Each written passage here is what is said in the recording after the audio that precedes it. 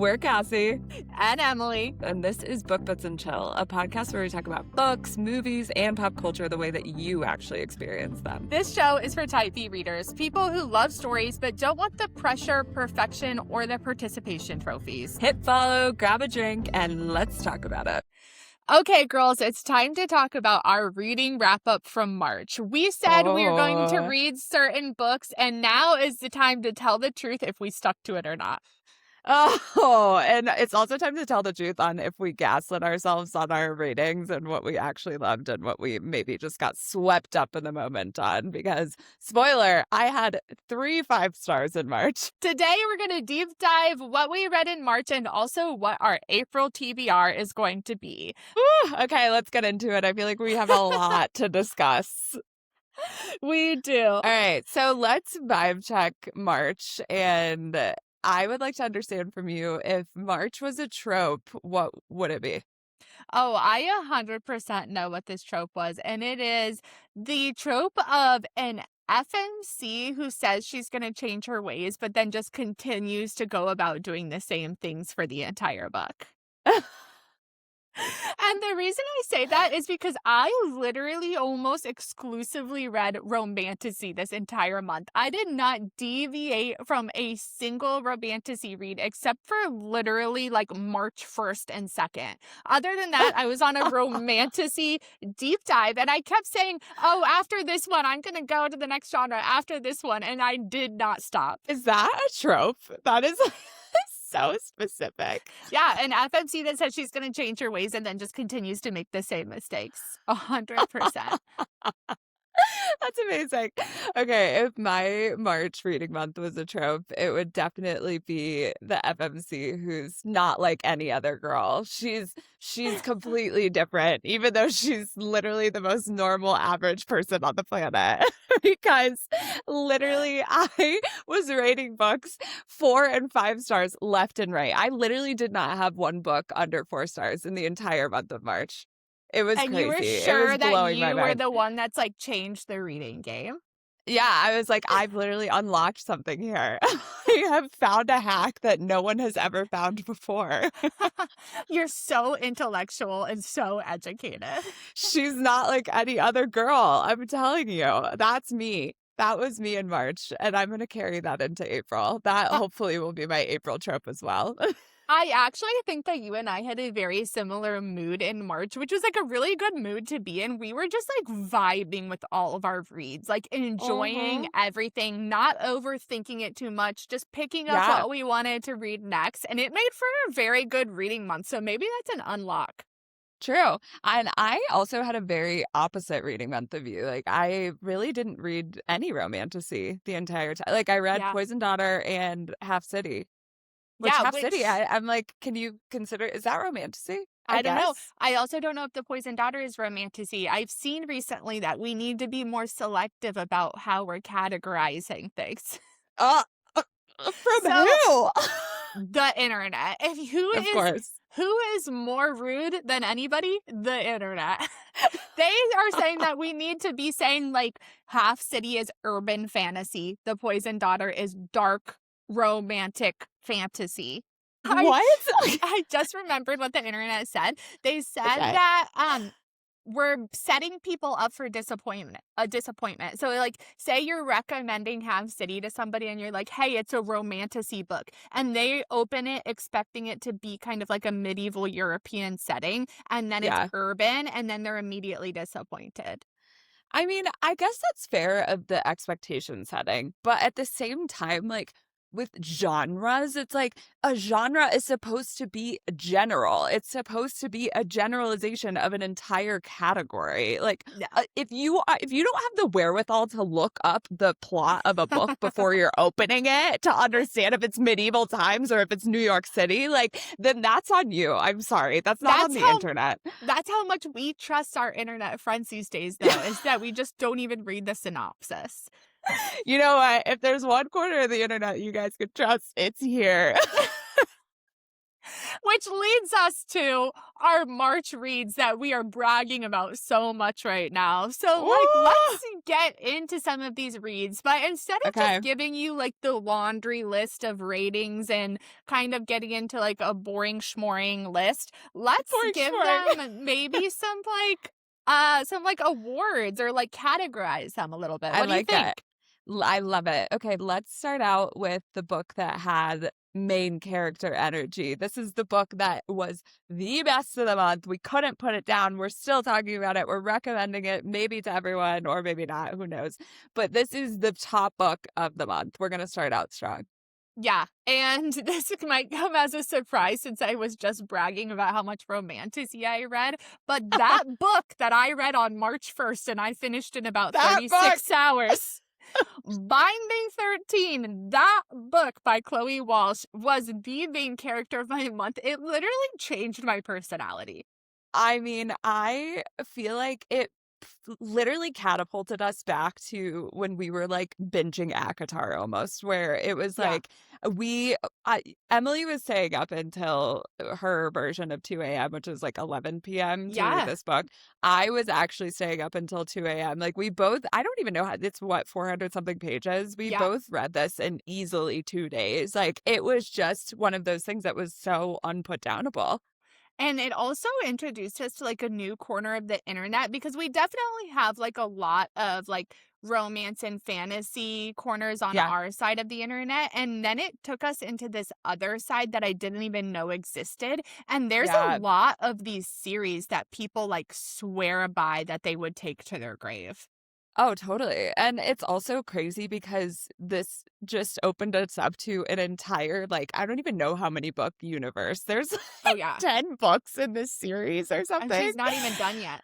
And she's not even done. She's still going. It's crazy. So we have embarked on a journey that I don't think that we realized we were about to embark on. Had no idea. I honestly thought I was going to read it and be like, okay, it was good and move on. And I was a changed woman.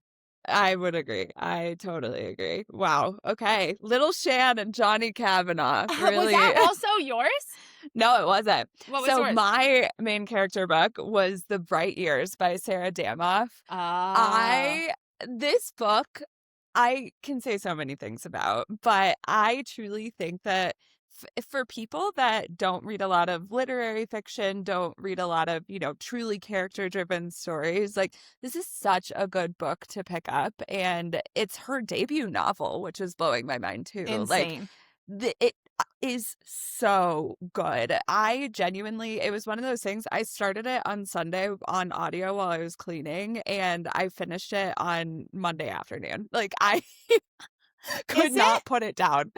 Is it easy to read for somebody like me that doesn't get into lit fic a lot, or you kind of have to be on your lit fic journey? No, you absolutely could read something like this and really, really enjoy it. It's also a short read. I think it's under 300 pages. And the story is just so beautiful and gripping. It follows a family through essentially 3 generations. And they are plagued by a lot of different things like grief, loss. There's a lot of commentary on what we inherit from our parents and the people before them, the things that we need to let go, all of those things. So it's just, there are so many things that I can say about it, but I have read a lot of sad books in my day and also a lot of sad books this year, honestly. And this is the first book that genuinely made me cry. I closed this book and I could not stop crying. So you do have to be in the mood for heartbreak, or it was a happy cry? I don't know. I feel Noted. You have to be in the mood. You have to be ready to cry in some capacity. There's definitely some heavy things in here. There's some sad things in here. But honestly, I think that I was crying because there was just a lot of beautiful things happening at the end while also something sad was happening. And you're just experiencing this letting go and acceptance and all of these things along with these characters. And it was so good. I love this book so much. She has another book coming out in May that I'm immediately picking up. I think is becoming one of my authors. Author? What? Yeah. Crazy. I know. Okay, I I know. love that for you, and I've also seen so many people on the internet giving it a 5 star, so I will read eventually, but I have to be in the mood. Emily avoids sad books like the plague. I don't understand 100%. it. Yeah. Um, 100%. okay, I love that for both of our main characters. Those are good recs. Let's get into the plot twist book, something that Okay. surprised you that you did not expect. You go ahead. Okay. All right. Mine was Wild Ooh. Reverence by Rebecca Ross. Oh, wow. Backstory. Let's go back 2 years ago. I am Emily and I share a Libby account. And so I had to put a hold on for Divine Rivals by Rebecca Ross. My hold comes forward. I text Em. I'm like, oh my God, Divine Rivals just came up. I can't wait to write it or to read it. She says, don't read that book. I said, what? She said, I read that book and I hated it. It's about magical typewriters. It's like set in a time that like you won't like. The writing was so boring. I literally wanted to put it down the entire. She's trashing this book. I So didn't I said, even oh pick my up the God. second one. I was like, I will never finish this duology. She said, I won't finish this duology. And I said, oh my God, okay. Well, Emily is the internet that I trust. So I didn't even think twice. I said, I'm going to let this hold go. I literally took it off our list. Last year, Rebecca puts out Wild Reverence. The internet is up in arms because this book is so good, so beautiful, whatever. Everyone's giving it 5 stars. I'm like, oh my God, I kind of want to read it. Emily's like, we can't read that book. Do not. Like, She's not. She's the opposite of an autobiography. So I finally get this book at the library and I'm like, you know what? I'm going to read this book because I am very intrigued by the plot and I'm very intrigued by the writing style. I binged this book like there was no tomorrow. I genuinely was highlighting things left and right in this book. I was loving every single minute of it. I ended up giving it 5 stars. Shock of the century. I'm like, the one time that I implicitly trust my best friend. I will say I still stand that you would hate Divine Rivals because what I hated about Divine Rivals was it was like this magic typewriter, but you never fully deep dived into the magic or the gods or what these monsters were. Like it was almost like closed door magic. Like you're not getting to see everything. You're just getting a peek of it. And so I was like, I just felt so like empty after reading it. I wanted more. I didn't feel like I got anything. And it sounds like Wild Reverence gives you all of those things I was asking for. I think it does because it was the door was wide open on the magic and the gods and the romance. It was so, the writing was truly like, it was captivating. It felt almost like lyrical where truly I felt like I was like, oh my God, like I am so immersed in what she's writing and the world that she's building and these characters, and you feel everything that these characters are feeling. And I will really eat up anything with gods involved also. Yeah. So I think I just really enjoyed that aspect of it. But like the romance I thought was just so beautiful too. Like it was just one of those things where it's like almost heartbreakingly, like hauntingly beautiful of a book. And I think the fantasy elements too were really unique. And so I don't know, I loved it. I just like, I don't know why people are hating on this. So it's supposedly a prequel to Divine Rivals. Yes. Yeah. And the epilogue is like the starting point of Divine Rivals. Like, I'm almost wondering, like, should you read, if you're new to Rebecca Ross, should you read that book first? Maybe, honestly. But and maybe you would like the journey more. Like, I almost now want you to read Divine Rivals so you can confirm if the journey is worth it if you start at the right place. Maybe I will. And then I'll make everyone a Rebecca Ross guide. And sometimes these books, you have to start at the right place. You start at the wrong place and you're out. True. Yeah, that's such a great point. Guides to authors. What do you know? We need them. Okay, what was yours? My plot twist book was really surprising, actually, because I just learned about this book last month on our February wrap-up episode because you said you might read it in March, and it's Half City by Kate Golden. Yes. I picked it up only exclusively for our Patreon. Shout out to our coven. Yep. And I would never have picked it up if we weren't reading it with our Patreon. And I think I love urban fantasy. I do too. I was really surprised by that because I love like olden day things like PBS, medieval, like that's the type of Right. history I enjoy. And so I was like really Right. surprised that I loved the modern setting so much.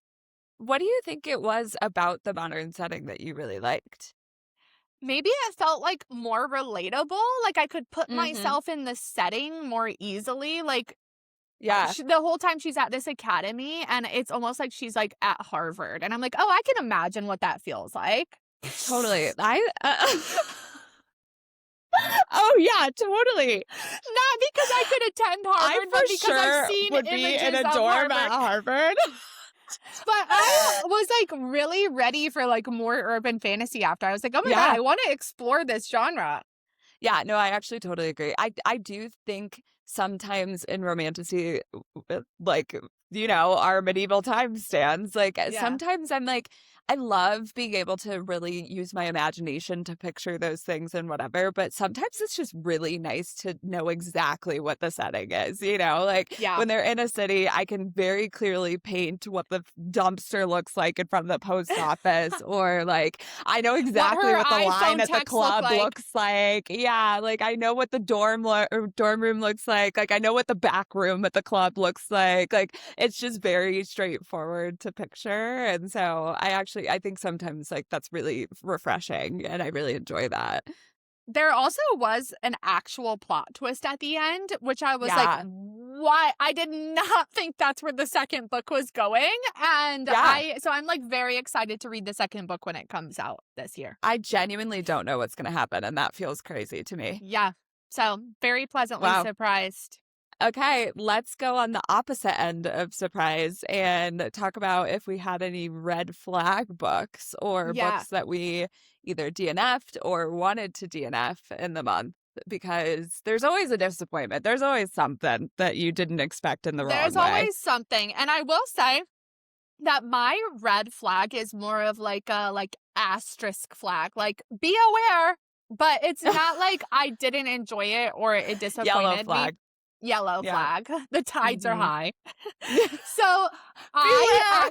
I actually was obsessed with this series, and it was the Artefacts of Ouranos series by Nisha J. Tooley, and I was Uh-huh. like foaming at the mouth reading this series. But You it's a were. completed series, 4 books, and each book is like 450, 500 pages.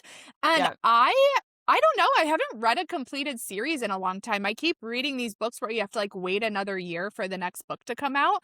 And Yeah. I forgot like how much of your time it takes up. So like I Yeah. lost like 2 weeks of my month to reading all 4 of these giant books, which was Yeah. so enjoyable and so fun. But my TBR like went out the window because Oh, I yeah. was reading all these. So like I do feel like there was some books you were reading this month, like The Yeah. Correspondent, and I really wanted to Yeah. read that, but I was like, I don't have time. I'm lost in this world. I don't have time. Time is slipping through my fingers. And then as soon as I finished Trial of the Sun Queen, I'm like, I gotta read Shield of Sparrows because that book comes out in a week. Like it was crunch time. It is crunch time, but honestly, I think that was good for you because you now are loving Shield of Sparrows, which is Yeah, crazy. Like, I know. I think if you would have maybe read The Correspondent or something else, and then you tried to go to Shield of Sparrows, you would have been like, "What the fuck is happening?" Right. So I- I don't know. It might have been a good thing. I'm very curious what your red flag is. My red flag is really on myself. I'm giving myself a red flag because I I have agree. I have never given out this many 5 stars in 1 month. I And almost don't trust you. I genuinely stand by them. That's the crazy part. Like, I have really sat with it because I'm like, damn, like, am I going to regret any of these? Like, do I really believe this? And I genuinely do. Like, it's one of those, like, Wild Reverence was truly a 5 star for me. Like, Yeah. that was a beautiful book. The Bright Years, I will never shut the fuck up about. I will try I to believe that force one. everyone to read. The Correspondent was so good. Like, that book was almost maybe also a surprise book for me because the style of it was just so unique. And initially I was like, I don't think I love this. It like kind of took me like 30-ish% of the book to really get into. But then once you get into it, you're like, oh my God, like the things that this book is making me think about and reflect on and whatever are just amazing. And I think Can I just you love reading about someone at the end of their life, and Oh all of God, this. you did love that. She's not really at the end of her life, but she's an old woman, so You there's a did lot love going on. that. All of Yeah. 2025, all we heard about was Tuesdays with Maury. Yeah. Can you That's true. confirm what the style of the book is? Is it all letters? It's all letters, and there's All actually letters, a not word for that. one. It's not one chapter of narration. It's all letters. All letters. Epistolary novel. It's a Mm. genre of literature written in the form of documents such as letters, diary entries, or newspaper clippings. So I have never read a novel that had this writing style. And literally, it's just correspondence between the main character and the people in her life. And she That's also crazy. writes to her favorite authors. So you like are literally reading all of her correspondence to literally anyone in her life, or like anyone that she's interacting with. And Do it you was just so literally unique. see like the birth of email within this book? No. Oh, I didn't know because she's dying, so obviously she's old, and so I didn't know. She's not dying. I shouldn't have said end of life. She's just old, but she goes on and she continues to live. Oh my God. She is losing her sight though, so like that's a big part of it, because Okay. obviously writing letters is a big deal to her. So Right. it was a book that really made me want to start writing to people more regularly. Oh, I love that. Last category for our what we read in March is a book hangover award. So this could be Ooh. like a book that once you finished it, you were like, all other books are ruined for me. I can't stop thinking about it. Or it could be a book that was so bad that it gave you like the ick to continue reading. Okay, so I'm kind of cheating on this one because I'm doing both Binding 13 and Keeping 13 Okay. for this, because technically it's all kind of one story because it's all focused on Johnny and Shannon. Yeah. But I genuinely, when I finished Keeping 13, had to 5 minutes later start The Correspondent, because I was like, if I don't immediately start another book, I will be in a reading slump. Like, I will not continue on, or I will just read Joey's book next. Yes. And I'll finish 100%. all 10 books in this month. 100%. I had to stop myself so hard. Pump the I brakes. have to admit early on in this conversation that my book hangover is also Keeping 13, because I never expected the second book about Johnny and Shannon to be as good as the first one. Oh my God, it was so good. And like, it was the twist that happened, and like the big moment that happened was so shocking and so jarring. And like, Yeah. you kind of see the aftermath of it and like some of their healing and whatever, but it's like, you don't get the full picture. And like the cliffhanger at the end, I don't know. I just was like, oh. And then in Keeping 13, you get a lot more of like the other characters, because the rest of the books are about the other characters, ensemble cast. And when I finished Keeping 13, I was the same way. I was like, if I don't start Joey's book right now, I'm going to lose my mind, but I know I can't. So I had to immediately pick up a different book. But I literally bought on the Audible sale both of Joey's books, and I have them waiting for me. They're waiting in the wings to have the moment to read them. I mean, I totally get it. And like, I really was invested in Joey's story. Like, I think from the jump, like at the beginning of Binding 13, like I loved Joey. And so like stopping myself from reading his story felt like the feat of a lifetime. Yeah. But I did it. But honestly, like that book hangover, I'm like, I regularly am like, is this week the week that I pick up Joey's book? I know. Same. I think the same thing. Also, though, but do you find it hard to decide how to recommend these books to somebody? Yeah, for Same. sure. I think I have to know that that person is maybe the exact kind of reader as I am. Yeah. Like, I don't think I could like recommend these books broadly, because there's just like, and it's shocking to me that the internet does. But there's just so many there's so many trigger warnings. They're abundant in this book. But then it's also YA, and you're reading like a romance between two high schoolers, and like you have to be like kind of open-minded to that. Like there's just a lot of layers to this where I'm like, you gotta be a specific kind of person for me to tell you to read this. I immediately wanted to buy like the actual books because I was reading it on Kindle. That's how much I love these books. And then I was like, oh, I want to be able to like borrow them out to people and like let them enjoy them too. And then I was like, who am I giving this book to? Like when I have this paperback in my hand, who is it going to? I don't know. Who's this traveling to next? I'm not sure. But I did love. It's tough. It's tough. I'm ready to get back. I don't know. I think this month might be my month where I come back to Joey. I do think that maybe that's how we need to read these books is we get one character per month. Oh, I like that. That's a good. This might be Joey's month. This is Joey's month. Oh, God. Oh, this is a great segue into our April TBR. Yeah, it is. Okay. We're also going to read a lot of other really good books that I'm very excited about. So I think we should similarly kind of group them so we're not just like listing out our books.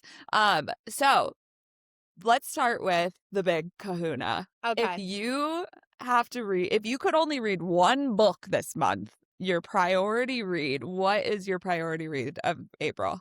So I actually took this a little bit of a different direction, and it's a book I have to read this month. Oh, God. Because it's my IRL book club book, and I am not the type of person to show up to book club and like not have read the book.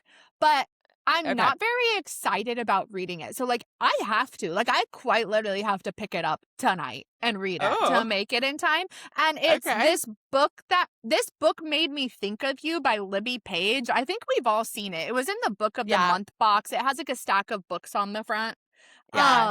And it's very much like P.S. I Love You. Essentially, this girl gets a call from her local bookstore and there's a stack of books waiting for her. She gets there. Ooh. It's a gift from her husband.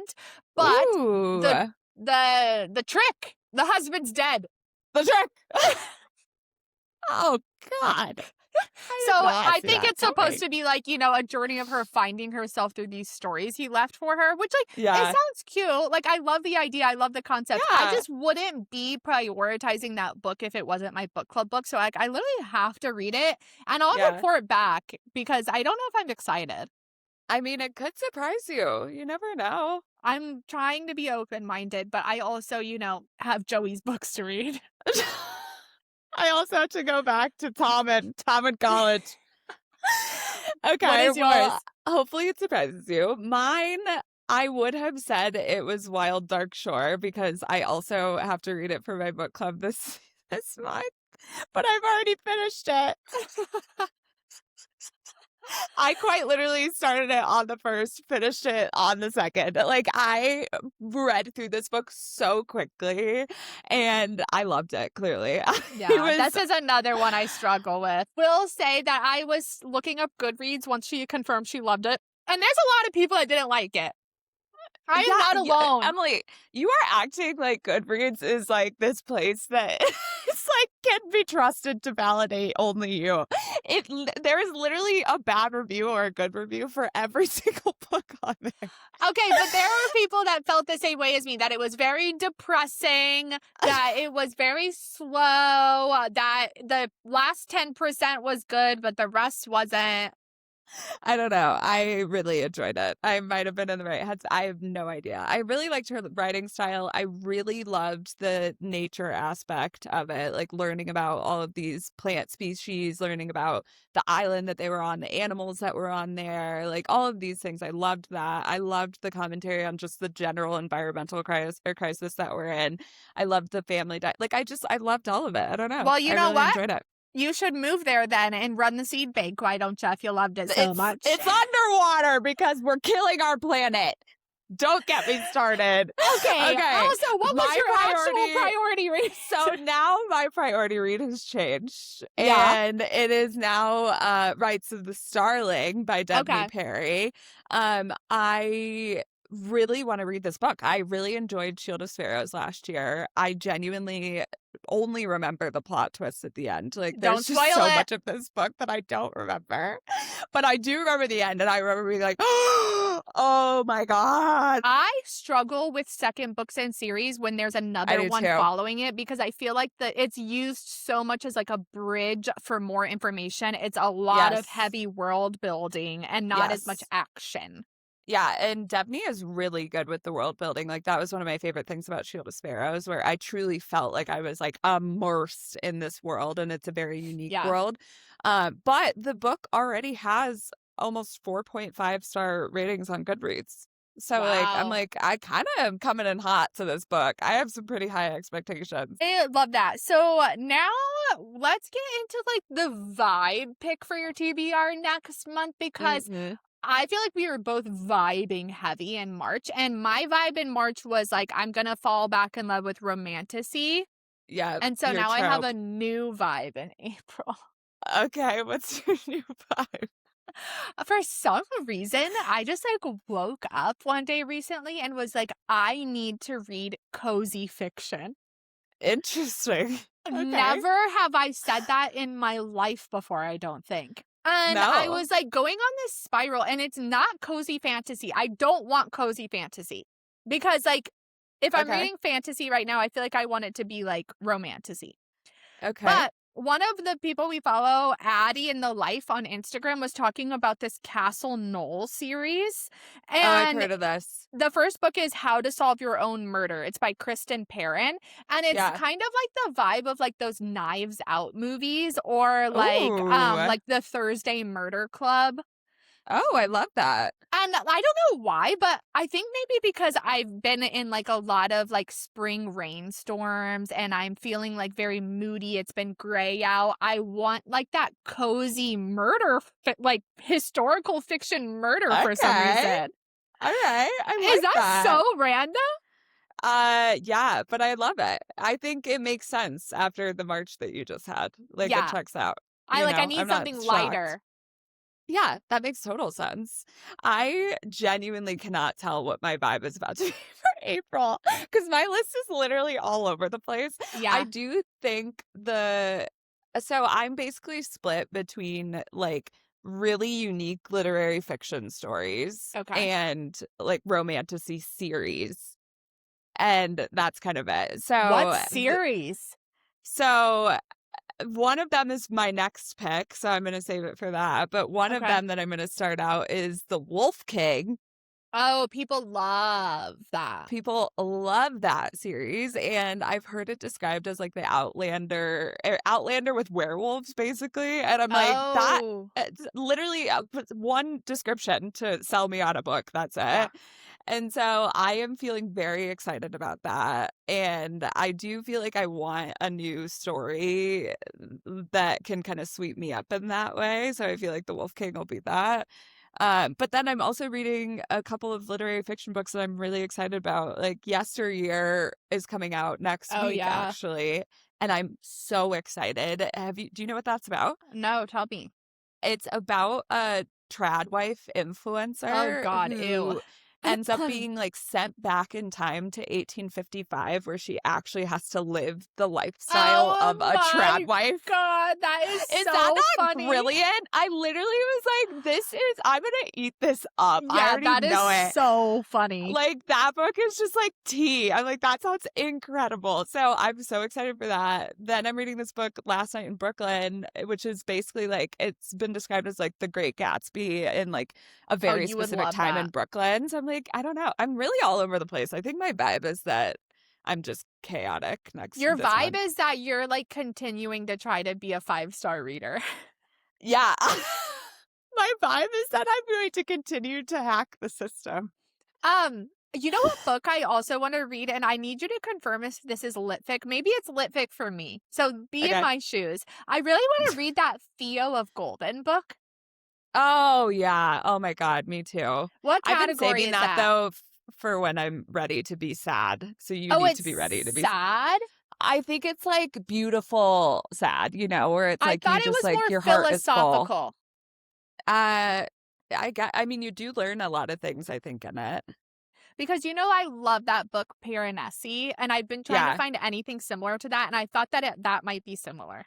I think you're getting similar messages through it, but it's like Okay. through an old man who is just like trying to convince the world that we need to be kind to each other. End of life, Cassie's favorite. End of life. Okay, our last TBR category is like the BookTok book that is super hyped up that we've added to our TBR, and mine was Rites of the Starling because I just started reading Shield of Sparrows after like everybody on BookTok harassed me into reading it, and so there's like no shot I'm not just going to go straight into the second one when it's literally going to be in my hands when I finish the first one.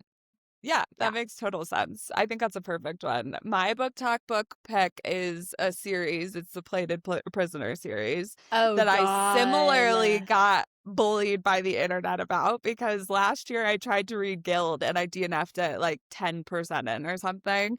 And I said that out loud. I was like, this series is overhyped, and people came for me. Yeah. And literally at whoever the book boyfriend is in it, Slade Ravinger. Are obsessed with. So like saying top book boyfriend of all time. Yeah. So I'm going to try and go back. I'm going to try and revisit this series, and I will be the final verdict on if this series is worth the hype or not. Oh God, okay? Her ego after so many 5-star books. Her ego I told you guys high. my vibe ain't right now. So if you're not here for it, I'm sorry. I actually feel like you didn't heed my warning that I gave earlier that when you get into a series, you need to be careful because it's going to suck up your whole month. Like, how many books are in that series? It's like 7. I don't know, but I'm doing it. Okay. So we'll see. I don't Best need of to luck finish to you. the series in April, though. See you on the other side. People are saying, like, the 5th book is the best one. I'm like, 5th? Oh, God. That's what I'm saying. We'll see how this goes. Is it a completed series? Yeah. Okay. I'm making no promises on if I'm going to finish this series, but I am at least going to read Guild. Which people say is like the worst one, I think. Yeah, I DNF'd it. Get back to me, okay? Get back to me on May 1st and let me know how this went. Okay, I will. Yeah, we'll keep you posted. We literally talk every single night. Don't talk to me until May 1st. Oh my God. Okay. I think this wraps up our wrap up. April, about to be a banger month. I'm telling you, my vibes are high. The tide is high, baby. The tide is high and I'm good. I don't know the words, but you know what I'm saying? Holding on. Come back in May to see if I have given myself another red flag, because I probably will. We'll see how it goes. Yeah. Next week, I think we're talking about our auto-buy authors, which clearly we have a lot of feelings about because there are a lot of authors that we have become obsessed with and don't even need to know the plot before we end up buying their books. And we're not going to leave you hanging, though. We're going to give you a guide to our top 3 auto-buy authors, so stay tuned for that. All right. And we'll see you same time, same place. Grab your blankets, grab your book boyfriends, and we'll see you then. See ya.